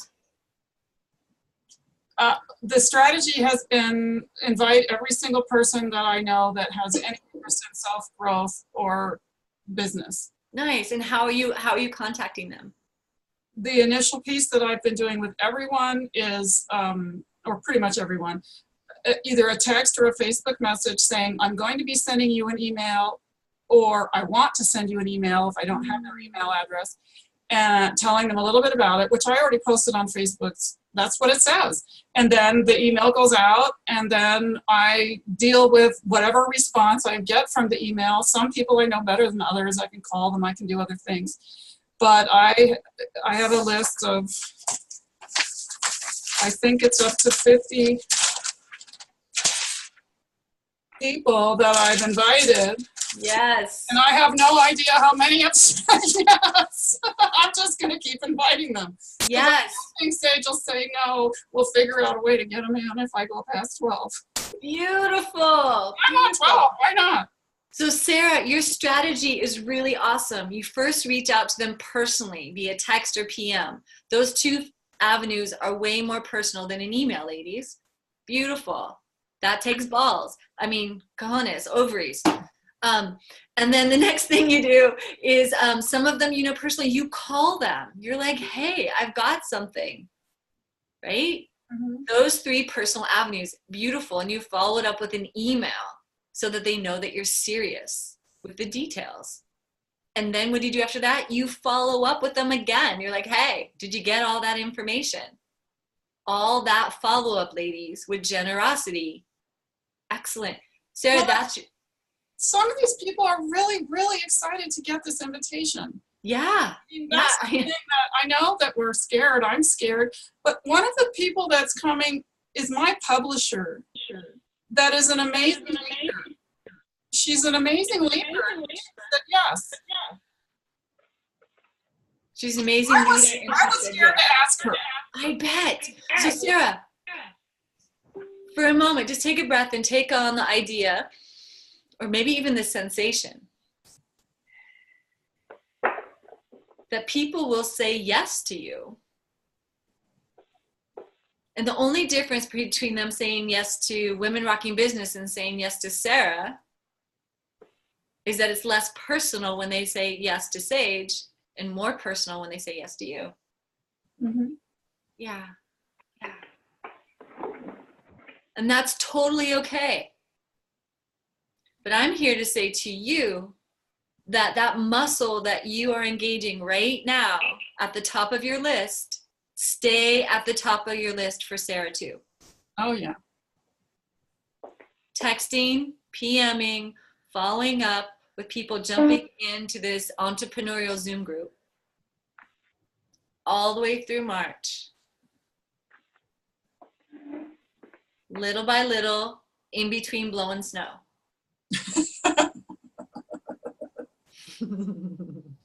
Cool. Thank you. Yes. We're going to give you a big kiss.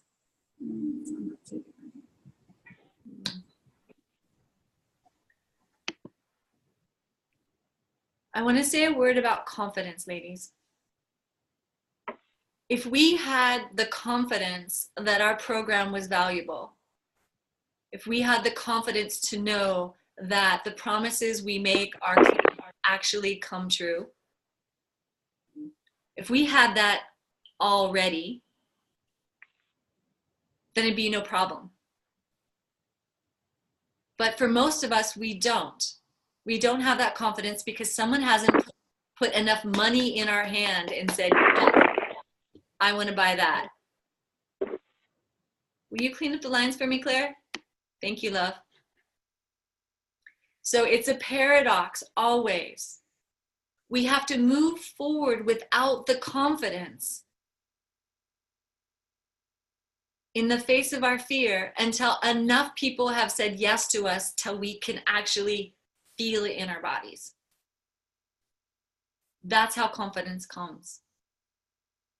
And there's nothing like someone putting money in your hand. I remember the first time I offered a VIP session for $400, which is more than I made in a week of teaching. I almost wet my pants. I was just like, are they crazy? They just paid me how much? It was completely astonishing to me. That had to happen multiple times. I've had to climb off stage multiple times thinking I just blew whatever I just said, and have enough people tell me that was amazing and their lives changed for me to have confidence. And I just want to say there's nothing wrong with that. It's actually the way it works. And each and every one of you, when you put those income producing activities at the top, where you're not yet confident that people are going to say yes or give you money, that is the real game changer. Your website will get done like that after that. Your affiliate partners will come like that, because that stuff will be easy sneezy compared to exchanging your services for money and all that's wrapped around money and value, all that's wrapped around it. That will begin to dissolve as people put money in your hand. And it doesn't matter how much they pay you. 400, 200, 3,000. The zeros actually don't matter. It's just that there's an exchange that matters. And with your confidence, you will begin giving yourself a raise, and pretty soon that will be your new normal. Your new normal. And we'll take a big breath.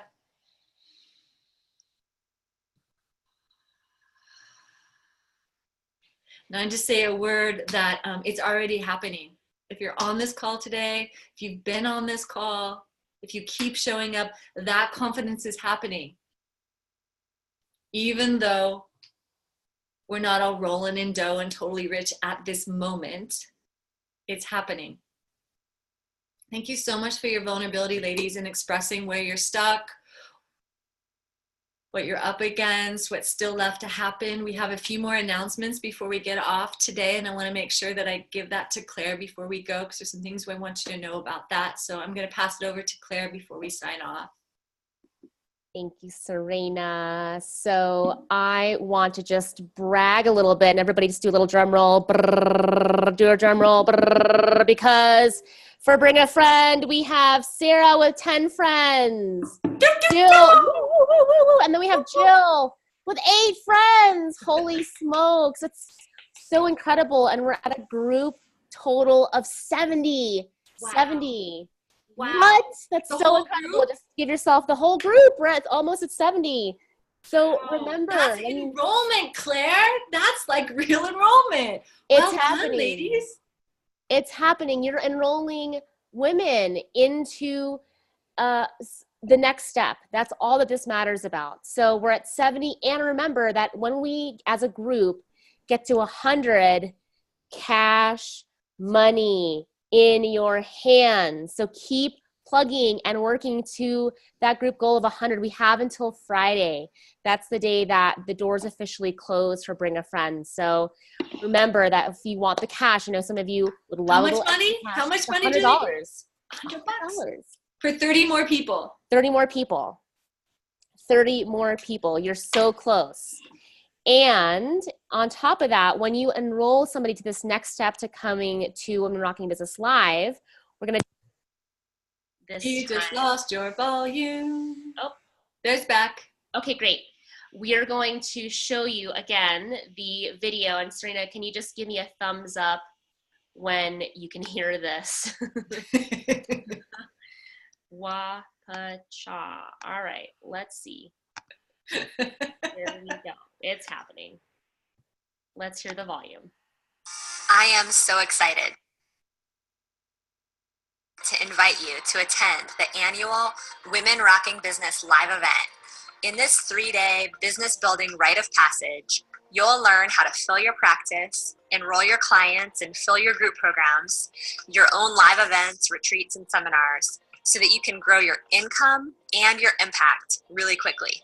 You'll take part in experiential exercises to become a master at enrollment, to learn to market your services and sell your programs authentically, so you don't ever have to feel like you need to become somebody that you're not just to grow your business. You'll get my 3 loved-based launch plans so that you have the exact plans that we've used to grow our 7-figure company and the plans that hundreds of my clients have used to get to 6 figures and beyond, so that you don't have to spin out. You can trust that you have plans that will work to grow your business. My business struggle was affecting my life in a lot of ways. The big way. And there was Sarah. How incredible was that? Just to see amazing video, and remember, just being in that energy of the event is going to be so incredible for the women that you bring. And this opportunity, just like Sarah's flexing these muscles, you want to ask them, Sarah and Jill, the ones who are inviting friends and practicing this mother skill of enrollment, how are they doing it? So I'm curious, who wants to play Bring a Friend more full out that wants coaching? Raise your hand. Let's see. Let's go with Carolyn. They just jumped out at me. Unmute yourself, love. Hi. Hi. Go How ahead. do you want to play Bring a Friend more full out? Say that again.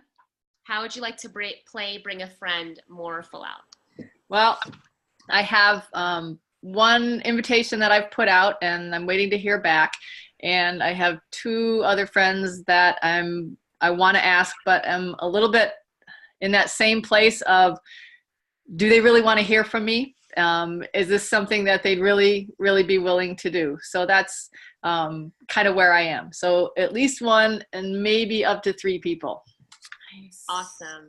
Congratulations. And I just want to get curious with you, Carolyn. Do you ever have that kind of charge around talking to somebody that you know, maybe about your programs?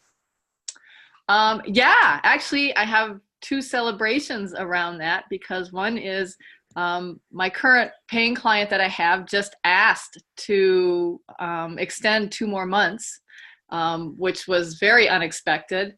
And I just, through an affiliate partnership, am putting out my first group program. It sold out in 3 days, and they've asked me to, if I'd be willing to take more people in it. And that's so from 15 people up to 20. And so it's not, and this time around, it's just a short one. It's not a paid one, but it gets me out in front of a whole bunch of people. It means I'm really tapping into a message that apparently people want. And it's through a local affiliate partnership who does all the advertising, reaches a huge base of people. So it's a great way to sort of beta test my group program. And so I'm really excited about that. So yeah, I'm growing more and more confident in my message and what I'm putting out there, and which to me is huge, because I remember having a very terrifying call with Shannon when I needed to tell her that the niche I'd sort of been exploring wasn't coming from my heart, and this other one was, but I was terrified to tell her because it seemed kind of nebulous and not up the same path. And yet once I talked to her, the doors started opening, and it's moving along. Yeah. What I want to acknowledge about that is your courage in stepping forward and having conversations, inviting people.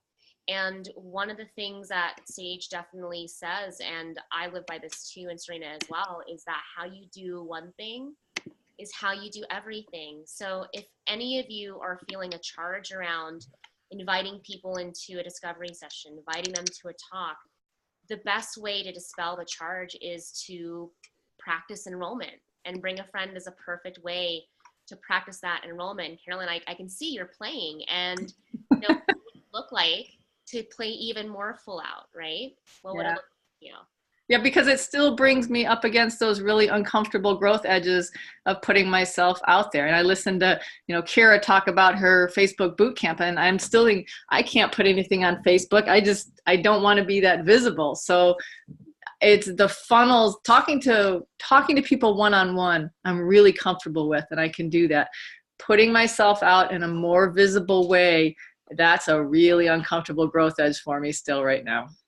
Yeah, I hear that. And enrollment is a mother skill. And the more you can practice it, the more able you'll be to get people into your programs, to invite them to that next step. So keep playing, Carolyn. You're doing And hopefully I'll have definitely one person come, and I'm going to reach out to those I'm committing to reaching out to those other people today. Yes. Those other 2 people today. It's so beautiful, Carolyn, and that you have people's faces coming to mind, that you have 3 tangible people to put at the top of your list, to even reach out to, is a huge step. And one of the things you can do also is when you talk to those people, you can ask them, do they know anyone in their life that would benefit from coming to this event as well? That's right? true. You're asking for a referral. Yeah. And we can all do that with all of our paying clients. When we ask them or we deliver our services, do you know anyone who could use my services? It's a huge way to engage them. And Claire, I just want to interrupt for a minute, because before we get off on the call today, ladies, I'd like you all to go over to the Facebook page as we're finishing up and comment at the top on what is your engaging exercise that you are going to do with your clients next. Maybe it's at a signature talk. Maybe it's in an enrollment conversation and you're inviting them to bring a friend. How are you going to engage them? So at the top, there's a post that I just made. It's got a lady with a feather in her hand. Please post your engaging question or your engaging exercise that you do with your clients so that we can all learn from that. Back to you, Claire. That's all I have. That's all she has. So I'm going to go to Facebook, I think. It's loading slowly. Claire, will you go to Facebook and let me know if the post is at the top? Dun, da, da, da.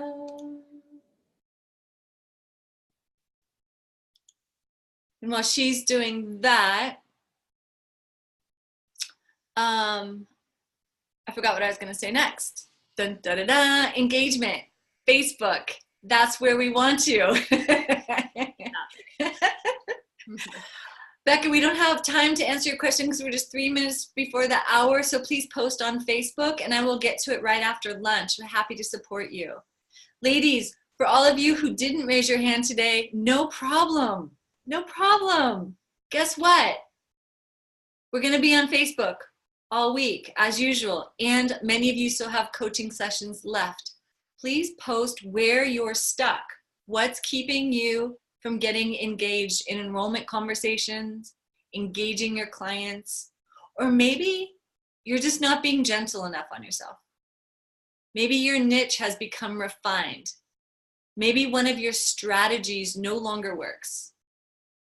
Maybe you've been trying everything and you're exhausted. No problem. This is all part of the entrepreneurial path. If it were easy to start your own business, make a ton of money, and retire in the Bahamas, everyone would do it. But the truth is, building your business is challenging. And oftentimes, it's how we do anything is how we do everything. How do you meet your challenges? Do you do it alone? Do you blame yourself? Do you compare yourself? Do you believe doubt and fear? If you do any of those things, that makes you human, having a human experience. But what's also available to us as humans is the ability to reach out for help and get vulnerable and just share. This is what I'm going through. This is what I want. I need to close the gap.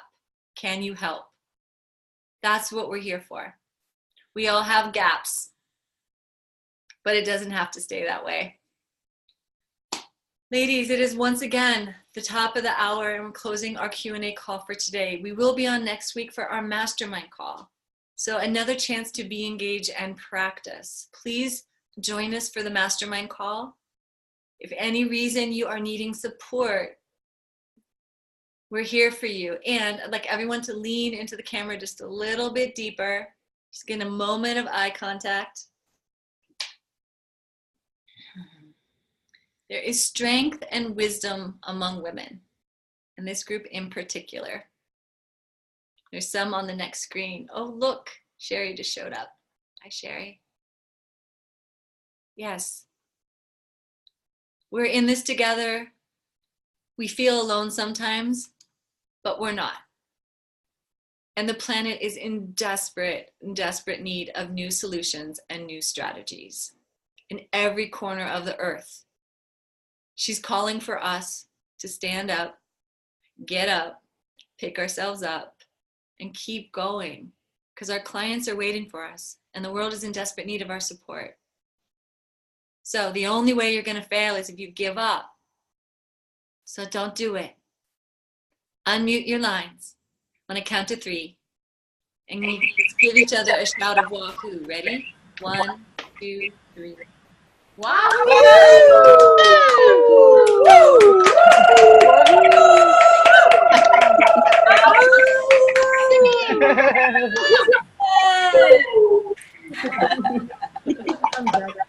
Go get it, ladies.